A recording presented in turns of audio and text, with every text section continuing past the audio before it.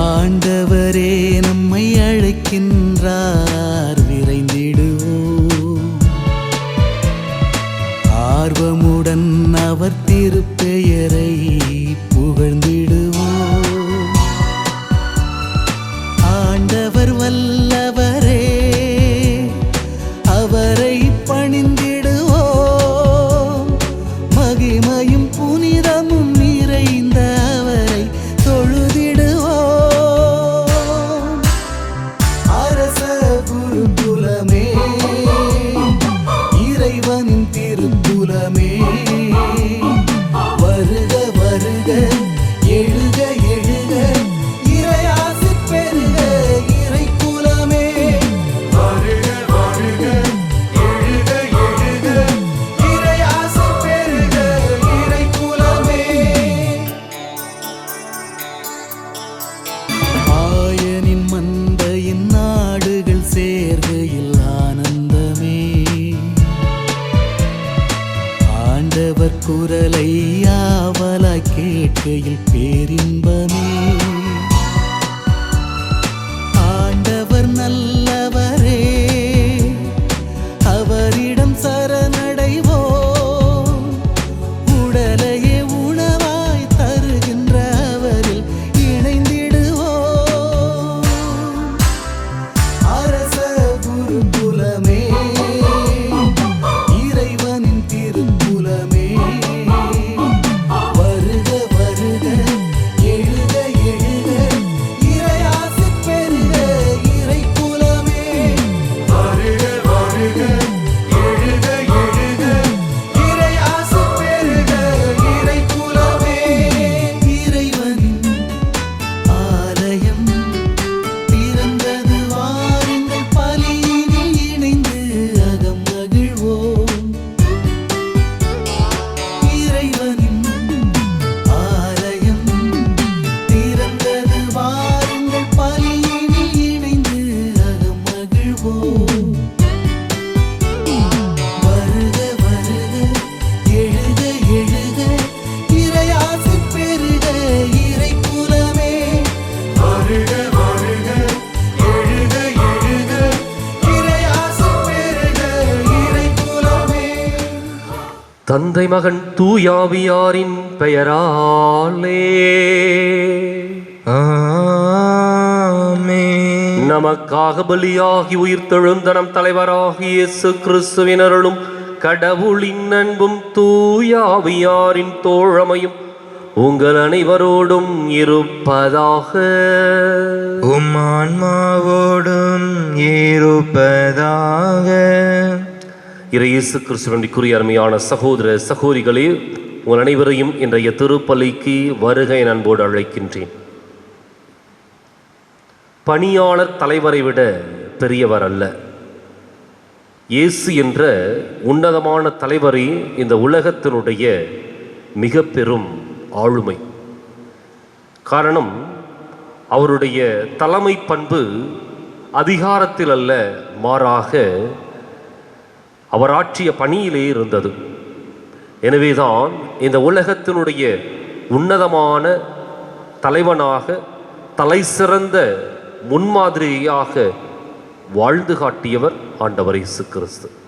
இன்றைக்கு அந்த தலைவனுடைய அடியையொற்றி நாமும் அவருக்கு ஏற்ற தொண்டர்களாக, சீடர்களாக வாழ இந்த திருப்பலியில் சிறப்பாய் ஜெபிப்போம்.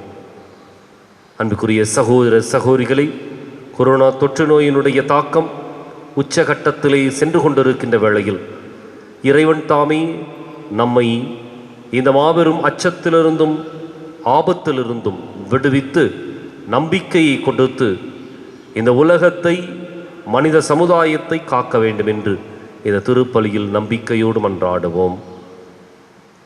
சகோதர சகோதரிகளை தூய மறை நிகழ்வுகளை கொண்டாட நாம் தகுதி பெறும் பொருட்டு நம் பாவங்களை ஏற்றுக்கொள்வோம்.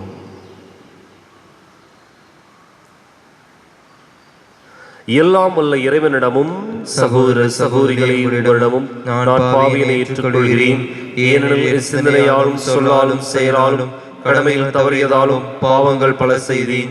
என் பாவமே என் பாவமே என் பெரும் பாவமே. ஆகையால் இப்பொழுது கன்னியான புனித மரியாவையும் வானதூதர் புனித அனைவரையும் சகோதர சகோதரிகளை உங்களையும் நம் இறைவனாகிய ஆண்டவரிடம் எனக்காக வேண்டிக் கொள்ள மன்றாடுகிறேன். எல்லாம் வல்ல இறைவன் நம் மீது இரக்கம் வைத்து நம் பாவங்களை மன்னித்து நம்மை நிலை வாழ்வுக்கு அழைத்துச் செல்வாராக. ஆமென். ஆண்டவரே இரக்கமாயிரும். ஆண்டவரே இரக்கமாயிரும். கிறிஸ்துவே இரக்கமாயிரும். கிறிஸ்துவே இரக்கமாயிரும். ஆண்டவரே இரக்கமாயிரும். ஆண்டவரே இரக்கமாயிரும். மன்றாடுவோமாக. இறைவா, உமது பரிவிரக்கத்தின் வியத்தகு அருளடையாளத்தால் மனித இயல்பை சீர்படுத்தி தொடக்கத்தில் இருந்ததை விட மேலான மேன்மையை மனிதருக்கு வழங்கியுள்ளே. இவ்வாறு மறுபிறப்பின் மறை நிகழ்வால் நீர் புதுப்பிக்க திருவுளமான அவர்களில் உமது முடிவில்லா அருளின் கொடையும் ஆசியும் நிலை பெறச் செய்வீராக. உம்மோடு தூயாவியாரின் ஒன்றிப்பில் இறைவனாய் என்றென்றும் வாழ்ந்து ஆட்சி செய்கின்ற எங்கள் ஆண்டவரும் உம் திருமகனுமாகி இயேசு கிறிஸ்து வழியாக உம்மை மன்றாடுகின்றோம். ஆமென். திருத்துதர் பணிகள் நூலிலிருந்து வாசகம். 13ஆம் அதிகாரம் 13 முதல் 25 முடிய இறைவசனங்கள். சகோதரர் சகோதரிகளே, பவுலும் அவரோடு இருந்தவர்களும் பாப்போவிலிருந்து கப்பலேறி பம்பிலியாவில் உள்ள பெருகை நகருக்கு வந்தார்கள். அங்கே யோவான் அவர்களை விட்டு அகன்று எருசலேமுக்கு திரும்பினார். அவர்கள் பெருகையிலிருந்து புறப்பட்டு சென்று பிசிதியாவில் உள்ள அந்தியோக்கியாவை அடைந்தார்கள். ஓய்வு நாளன்று அவர்கள் தொழுகை கூடத்திற்கு சென்று அங்கு அமர்ந்திருந்தார்கள். திருச்சட்டமும் இறைவாக்கினர் நூல்களும் வாசித்து முடித்த பின் தொழுகை கூட தலைவர்கள் அவர்களிடம் ஆள் அனுப்பி, சகோதரரே, உங்களில் யாராவது மக்களுக்கு அறிவுரை கூறுவதாயிருந்தால் கூறலாம் என்று கேட்டுக்கொண்டார்கள். அப்போது பவுல் எழுந்து கையால் சைகை காட்டிவிட்டு கூறியது, இஸ்ரேல் மக்களே, கடவுளுக்கு அஞ்சுவோரே கேளுங்கள். இந்த இஸ்ரேல் மக்களின் கடவுள் நம்முடைய மூதாதையரை தேர்ந்தெடுத்தார். அவர்கள் எகிப்து நாட்டில் அந்நியர்களாக தங்கியிருந்த போது அவர்களை ஒரு பெரிய மக்களினமாக்கினார். பின்பு அவர் தம் தோள் வலிமையை காட்டி அவர்களை அந்த நாட்டை விட்டு வெளியே அழைத்து கொண்டு வந்தார். 40 ஆண்டு காலமாய் பாலை நிலத்தில் அவர்களிடம் மிகுந்த பொறுமை காட்டினார். அவர் கானான் நாட்டின் மீது 7 மக்கள் இனங்களை அழித்து அவர்கள் நாட்டை இவர்களுக்கு ஏறக்குறைய 450 ஆண்டுகள் உரிமை சொத்தாக அளித்தார். அதன் பின்பு இறைவாக்கினர் சாமுவேலின் காலம் வரை அவர்களுக்கு நீதி தலைவர்களை அளித்தார். பின்பு அவர்கள் தங்களுக்கு ஓர் அரசர் வேண்டும் என்று கேட்டார்கள். கடவுள் கீசு என்பவரின் மகனான சவுல் என்பவரை அவர்களுக்கு அரசராக கொடுத்தார். பென்யமின் குலத்தினராகிய அவர் 40 ஆண்டுகள் ஆட்சி செலுத்தினார். பின்பு கடவுள் அவரை நீக்கிவிட்டு தாவீதை அவர்களுக்கு அரசராக ஏற்படுத்தினார். அவரை குறித்து, ஈசாயின் மகனான தாவீதை என் இதயத்துக்கு உகந்தவனாக கண்டேன், என் விருப்பம் அனைத்தையும் அவன் நிறைவேற்றுவான் என்று சான்று பகர்ந்தார். தாம் அளித்த வாக்குறுதியின்படி கடவுள் அவருடைய வழிமரபிலிருந்தே இஸ்ரேலுக்கு இயேசு என மீட்பர் தோன்றச் செய்தார். அவருடைய வருகைக்கு முன்பே யோவான், மனம் மாறி திருமுழுக்கு பெறுங்கள் என்று இஸ்ரேல் மக்கள் அனைவருக்கும் பறைசாற்றி வந்தார். யோவான் தம் வாழ்க்கை என்னும் ஓட்டத்தை முடிக்கும் தருவாயில், நான் யார் என நீங்கள் நினைக்கிறீர்களோ அவரல்ல நான், இதோ எனக்கு பின் ஒருவர் வருகிறார், அவருடைய மிதியடிகளை அவிழ்க்கவும் எனக்கு தகுதியில்லை என்று கூறினார். இது ஆண்டவர் வழங்கும் அருள்வாக்கு. இறைவனுக்கு நன்றி. பதிலுரை பாடல் பல்லவி. ஆண்டவரே, உமது பேரன்பை என்றென்றும் நான் அறிவிப்பேன். ஆண்டவரே, உமது பேரன்பை என்றென்றும் நான் அறிவிப்பேன். ஆண்டவரின் பேரன்பை பற்றி நான் என்றும் பாடுவேன். நேர் உண்மையுள்ளவர் என தலைமுறை தோறும் என் நாவால் அறிவிப்பேன். உமது பேரன்பு என்றென்றும் நிலைத்துள்ளது என்று அறிவிப்பேன். உமது உண்மை வானை போல் உறுதியானது. பல்லவி. ஆண்டவரே, உமது பேரன்பை என்றென்றும் நான் அறிவிப்பேன். ஆண்டவரே, உமது பேரன்பை என்றென்றும் நான் அறிவிப்பேன். என் ஊழியன் தாவீதை கண்டுபிடித்தேன், என் திருத்தைலத்தால் அவனுக்கு திருப்பொழிவு செய்தேன். என் கை எப்பொழுதும் அவனோடு இருக்கும், என் புயம் உண்மையாகவே அவனை வலிமைப்படுத்தும். பல்லவி. ஆண்டவரே, உமது பேரன்பை என்றென்றும் நான் அறிவிப்பேன். ஆண்டவரே, உமது பேரன்பை என்றென்றும் நான் அறிவிப்பேன். என் வாக்கு பிறழாமையும் பேரன்பும் அவனோடு இருக்கும், என் பெயரால் அவனது வலிமை உயர்த்தப்படும். நீரே என் தந்தை, என் இறைவன், என் மீட்பின் பாறை என்று அவன் என்னை அழைப்பான். பல்லவி. ஆண்டவரே, உமது பேரன்பை என்றென்றும் நான் அறிவிப்பேன். ஆண்டவரே, உமது பேரன்பை என்றென்றும் நான் அறிவிப்பேன். வாழ்த்துளி.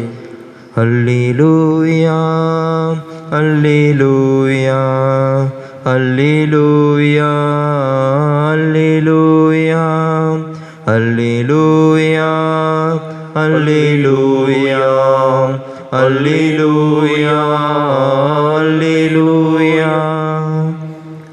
இயேசு கிறிஸ்துவே, நீரே நம்பிக்கைக்குரிய சாட்சி. இறந்தோருள் முதல் உயிர் பெற்று எழுந்தவன் நீரின் மீது அன்பு கூர்ந்து உமது இரத்தத்தினால் பாவங்களிலிருந்து எங்களை விடுவித்தீர். அல்லேலூயா, அல்லேலூயா, அல்லேலூயா, அல்லேலூயா, அல்லேலூயா. ஆண்டவர் உங்களோடு இருப்பாராக. உம் ஆன்மாவோடும் இருப்பாராக. புனித யோவான் எழுதிய நற்செய்தியிலிருந்து வாசகம். ஆண்டவரே, மாட்சி உமக்கே. அதிகாரம் 13, இறைவாக்கியங்கள் 16 முதல் 20 முடிய. அக்காலத்தில் சீடர்களின் பாதங்களை கழுவிய பின் இயேசு அவர்களுக்கு கூறியது, பணியாளர் தலைவரை விட பெரியவர் அல்ல, தூது அனுப்பப்பட்டவரும் அவரை அனுப்பியவரை விட பெரியவர் அல்ல என உறுதியாக உங்களுக்கு சொல்கிறேன். இவற்றை நீங்கள் அறிந்து அதன்படி நடப்பீர்கள் என்றால் நீங்கள் பேறு பெற்றவர்கள். உங்கள் அனைவரையும் பற்றி நான் பேசவில்லை, நான் தேர்ந்து கொண்டவர்கள் யார் என எனக்கு தெரியும். எனினும் என்னோடு உண்பவனே என்மேல் பாய்ந்தான் என்னும் மறைநூல் வாக்கு நிறைவேறியாக வேண்டும். அதை நிறைவேறும் போது இருக்கிறவர் நானே என்று நீங்கள் நம்புமாறு இப்போதே அது நிறைவேறும் முன்பே அது பற்றி உங்களுக்கு சொல்லி வைக்கிறேன்.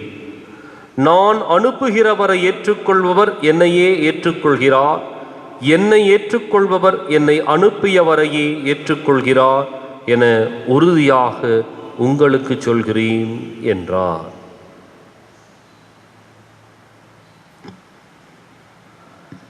ஆண்டவரின் அருள்வாக்கு. கிறிஸ்துவே உமக்கு புகழ்.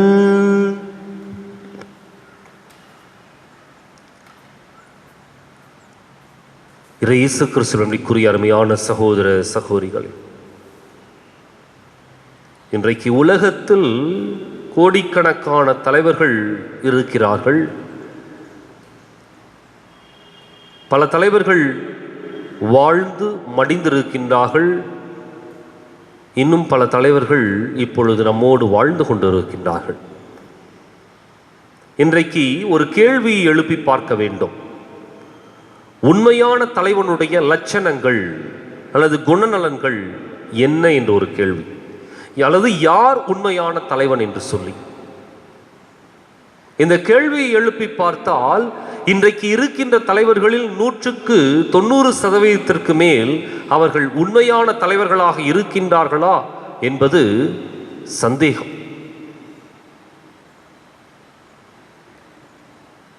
அப்போ வரலாறு சில தலைவர்களை உருவாக்கியது. சில தலைவர்கள் மக்களால் உருவாக்கப்பட்டார்கள். இன்னும் சில தலைவர்கள் தங்களை தாங்களே தலைவர்கள் என்று சொல்லி அறிவித்துக் கொண்டார்கள். இப்படிப்பட்ட ஒரு வரலாற்று நகர்தல்ல உண்மையான தலைவர்கள் யார் என்பதை கண்டுபிடிக்க வேண்டிய கடமை மக்களுக்கு நிச்சயம் உண்டு. காரணம், இன்றைக்கு தலைவர்கள் என்று சொல்லி ஏமாற்றிக் கொண்டிருக்கின்ற நபர்கள் ஏராளம் ஏராளம். வெளியே நடிப்பும் உள்ளே வேறு ஒரு முகத்தையும் வைத்துக் கொண்டிருக்கின்ற நபர்கள் ஏராளம். அப்போ உண்மையான தலைவர்கள் என்பதற்கு அடிப்படையான குணநலன்கள் எவையெல்லாம் என்பதை சிந்தித்து பார்க்க வேண்டும். இன்றைக்கு இயேசு அதனுடைய முழுமையை, அடையாளத்தை அல்லது அதற்குரிய குணநலன்களை சிறப்பாக வெளிப்படுத்துகின்றார். இன்றைக்கு இருக்கின்ற அந்த நற்செய்தியினுடைய சூழலை நாம் புரிந்து கொள்ள வேண்டும். இன்றைய நற்செய்தி துவங்குகின்ற பொழுது இப்படிதான் துவங்குது. சீடர்களின் பாதங்களை கழுவிய பின் இயேசு அவர்களுக்கு கூறியது. அப்ப சூழல் என்னன்னா, ஒரு பாஸ்கா பலியை கொண்டாடுவதற்கு இயேசு தயாராகி கொண்டிருக்கின்றார். அந்த பாஸ்கா பலியினுடைய முதல் கட்டமாக தன்னுடைய சீடர்களுடைய பாதங்களை கழுவுகின்றார். அதுக்கப்புறம் தான் அவர் அப்பத்தை எடுத்து பிட்டு அவர்களுக்கு கொடுக்கின்றார். அப்ப சூழல் பலியாக போகின்ற ஒரு சூழல், தன்னுடைய சீடர்களுடைய பாதங்களை கழுவிய ஒரு அடிமையினுடைய வேலை, இவை அனைத்தும் தான் இயேசு உண்மையான தலைவன் என்பதற்கான சான்றாக, அடையாளங்களாக அல்லது பின்குறிப்புகளாக சிறப்பாக இடம்பெற்றிருக்கின்றன. அப்போ ஒரு தலைவன் என்பவன் தன்னுடைய மக்களுக்காக பலியாக வேண்டும். மக்களை பலி கொடுத்து தலைவனாகின்றவன் ஒருபோதும் உண்மையான தலைவன் அல்ல. அது சுயலாபத்திற்காக அல்லது தன்னுடைய அதிகாரத்தை வலுப்படுத்துவதற்காக, அதிகாரத்தை பிடிப்பதற்காக அந்த மக்களை காவு கொடுத்து அரியணை ஏறுவது அதுவல்ல. உண்மையான தலைவன் என்பவன் தன்னை பலியாக்க வேண்டும். இரண்டாவது, தலைவன் என்பவன் அதிகாரத்தில் அமருகின்ற, அரியணை ஏறுகின்ற ஒரு அரசன் அல்ல அல்லது ஒரு நபர் அல்ல, மாறாக பணி செய்கின்ற ஒரு பணியாளர்.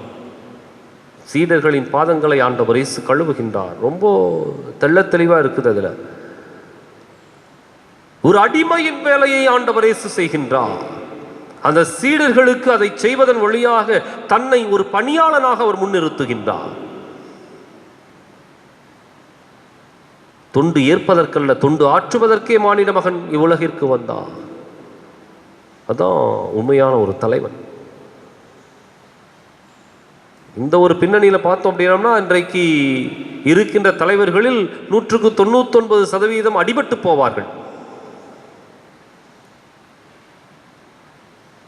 அது மாத்திரமல்ல, இயேசு என்ற உண்மையான தலைவனுடைய மனப்பக்குவம் அல்லது எண்ணம், சிந்தனை முழுவதும் அந்த மக்களை உற்று நோக்கியதாக, தன்னிடம் ஒப்படைக்கப்பட்ட மந்தையை உற்று நோக்கியதாக இருந்தது. எனவேதான் அவருடைய அந்த நல்ல ஆயன் ஓமை அதை மட்டும்தான் முன்னிலைப்படுத்தியது. இன்றைக்கு பணியாளர் தலைவரை விட பெரியவர் அல்ல.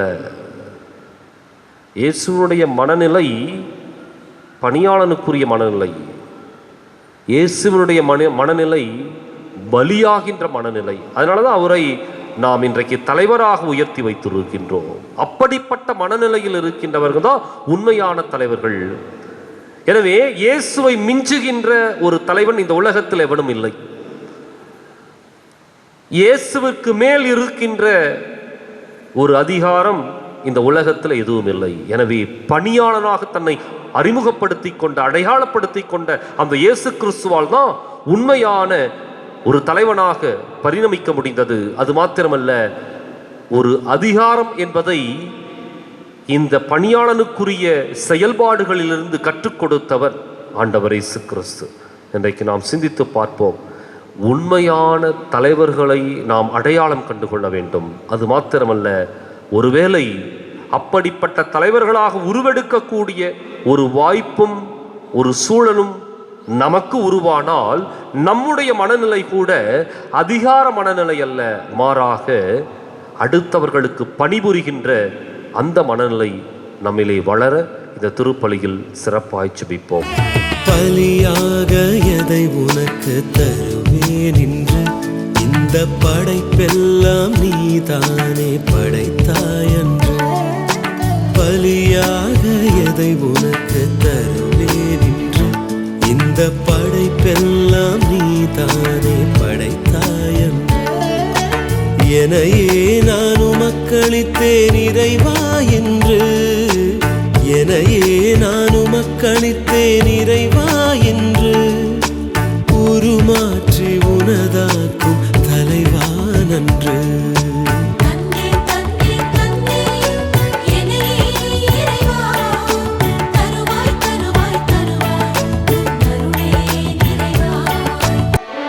கோதுமை மணியும் திராட்சை கனியும் புதிதாக மாற்றம் பெறுவது போல், கோதுமை மணியும் திராட்சை கனியும் புதிதாக மாற்றம் பெறுவது போல், நொறுங்குண்ட உள்ளத்தை நான் தருகின்றேன், நொறுங்குண்ட உள்ளத்தை நான் தருகின்றேன், நலமாக்கி புதிதாக்க தாழ் பணிகின்றேன்.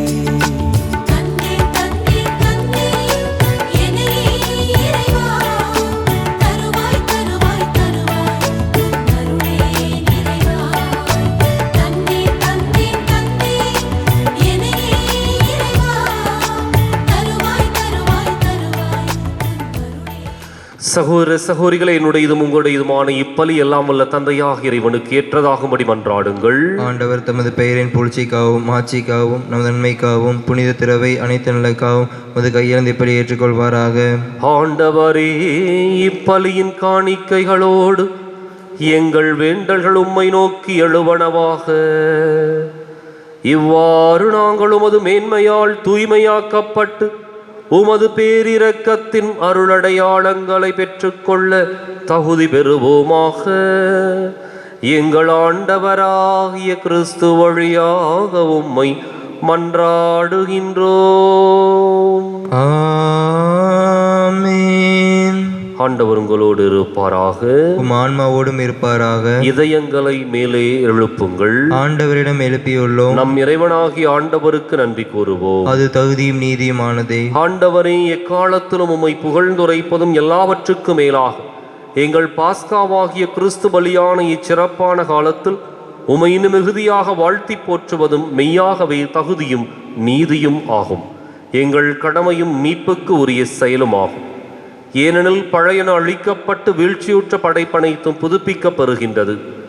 எங்கள் வாழ்வும் கிறிஸ்துவில் சீரமைக்கப்பட்டு நிறைவு பெறுகின்றது. ஆகவே பாஸ்கா மகிழ்ச்சி பங்கு அனைத்துலகின் மாந்தர் அனைவரும் மக்களிக்கின்றனர். அவ்வாறே ஆற்றல் மிக்கோரும் அதிகாரம் கொண்ட தூதர்களும் உமது மாட்சியை புகழ்ந்து பாடி முடிவின்றி சொல்வதாவது: தூயவர் தூயவர் தூயவர், வான்படைகளின் கடவுளாம் ஆண்டவர், விண்ணகமும் மண்ணகமும் மது மாட்சியால் நிறைந்துள்ளனர். உன்னதங்களிலே ஓசானா. ஆண்டவர் பெயரால் வருகிற ஆசி பெற்றவர். உன்னதங்களிலே ஓசானா. தாயும் தந்தையுமான இறைவா, நிர்மையாகவே தூயவர், தூய்மை அனைத்துக்கு முற்று. ஆகவே உம்முடைய ஆவியை பொழுதி காணிக்கைகளை தூய்மைப்படுத்தமை வேண்டுகின்றோம். இவ்வாறு எங்கள் ஆண்டவர் இயேசு கிறிஸ்துவின் உடலும் இரத்தமுமாக எங்களுக்கு இவை மாறுவனவாகும். அவர் பாடுபட உளம் கனிந்து தம்மை கையளித்த போது அப்பத்தை எடுத்து நன்றி செலுத்தி அதை பிட்டு தம் சீடர்களுக்கு அளித்து கூறியதாவது: அனைவரும் இதிலிருந்து பெற்று உண்ணுங்கள், ஏனெனில் இது உங்களுக்காக கையளிக்கப்படும் என் உடல்.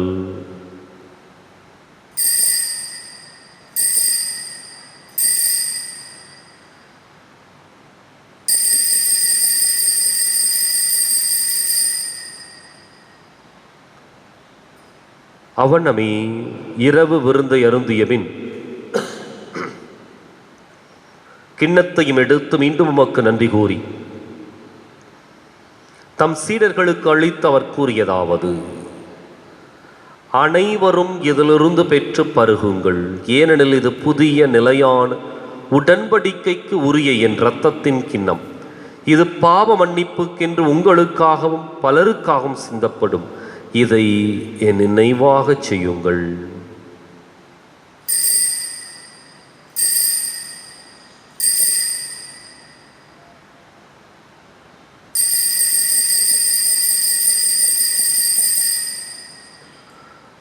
நம்பிக்கையின் மறை பொருள். ஆண்டவரே, நீர் வருமளவும் உமது இறப்பினை அறிக்கையிடுகின்றோம், உமது உயிர்ப்பினையும் எடுத்துரைக்கின்றோம். ஆகவே ஆண்டவரே, நாங்கள் கிறிஸ்துவின் இறப்பினையும் உயிர்ப்பினையும் நினைவு கூர்ந்து வாழ்வு தரும் அப்பத்தையும் மீட்பளிக்கும் கிண்ணத்தையும் உமக்கொப்புக் கொடுக்கின்றோம். உம் திருமுன் நின்று மக்கு ஊழியம் புரிய தகுந்தவர்களை நீங்கள் ஏற்றுக்கொண்டீர். எனவே மக்கு நன்றி செலுத்துகின்றோம். மேலும் கிறிஸ்துவின் உடலிலும் இரத்தத்திலும் பங்கு கொள்ளும் எங்களை தூய ஆவியார் ஒன்று சேர்க்க வேண்டுமென உம்மை தாழ்மையுடன் மன்றாடுகின்றோம். ஆண்டவரே, உலகெங்கும் பரவி இருக்கும் அது திரு அவையை நினைவு கூர்ந்தருளும். எங்கள் தலைமை தந்தை பிரான்சிஸ், எங்கள் மறைமாவட்ட தலைமை தந்தை பீட்டர் அபீர், எல்லா திருநிலையினராகிய அனைவரோடும் உமது திரு அவை அன்பில் நிறைவு பெறச் செய்தருளும். மேலும் உயிர்த்தெழும் எதிர்நோக்குடன் துயில் கொள்ளும் எங்கள் சகோதரர் சகோதரிகளையும் இறந்தோர் அனைவரையும் இரக்கத்துடன் நினைவு கூர்ந்து உமது திருமுக ஒளியினுள் ஏற்றருளும்.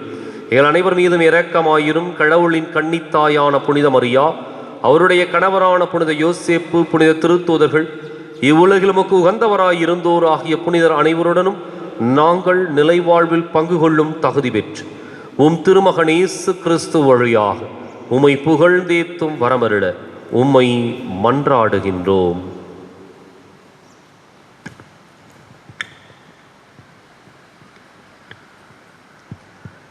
இவர் வழியாக இவரோடு இவரில் எல்லாம் வல்ல இறைவனாகிய தந்தையே, தூய ஆவியாரின் ஒன்றிப்பில் எல்லா புகழும் மாட்சியும் என்றென்றும் உமக்கு உரியதே. ஆமென், ஆமென், ஆமென்.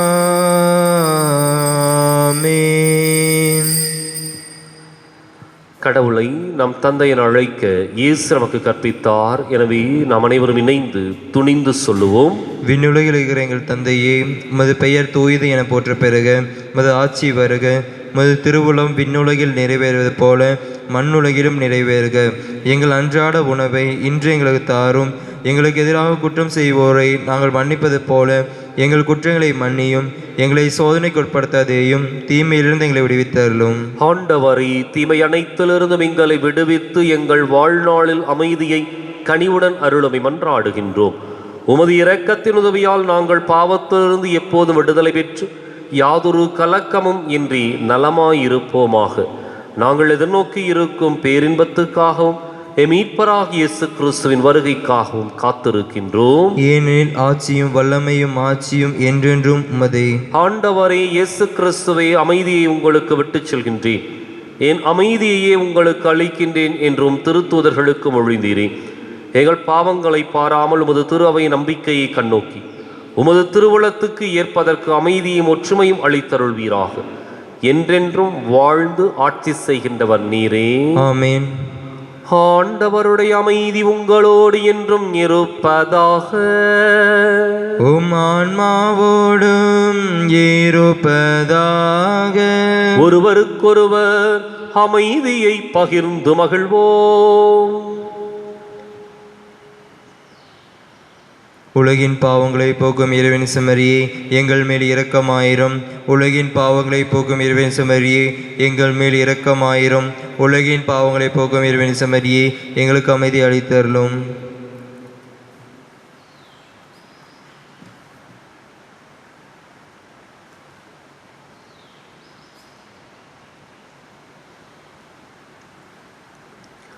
இதோ இறைவனின் செம்மறி, இது உலகின் பாவங்களை போக்குகின்றவர். இந்த செம்மறியின் விருந்துக்கு அழைக்கப் பெற்றோர் பேறு பெற்றோர். ஆண்டவரே, நீரை நிலத்தில் எழுந்தருள நான் தகுதியற்றவன், ஆனால் ஒரு வார்த்தை மட்டும் சொல்லியருளும், எனது ஆன்மா நலமடையும். உன்னை விட்டு பிரியாத வரமொன்று வேண்டும், உன்னை என்றும் மறவாத மனமொன்று வேண்டும். உன்னை விட்டு பிரியாத வரமொன்று வேண்டும், உன்னை என்றும் மறவாத மனமொன்று வேண்டும். இயேசுவே என் ஜீவனே, இயேசுவே என் மீட்பரே, உன்னை விட்டு பிரியாத வரமொன்று வேண்டும், உன்னை என்றும் மறவாத மனமொன்று வேண்டும்.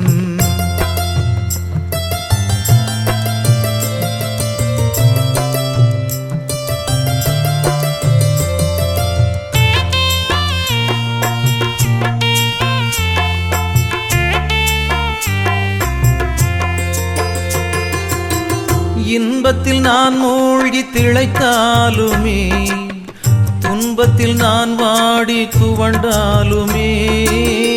இன்பத்தில் நான் மூழ்கி திளைத்தாலுமே, துன்பத்தில் நான் வாடி துவண்டாலுமே. என்னோடு நீர் இருக்கின்றீர், உன் நிழலில் நான் வாழும் வரம் தாருமே.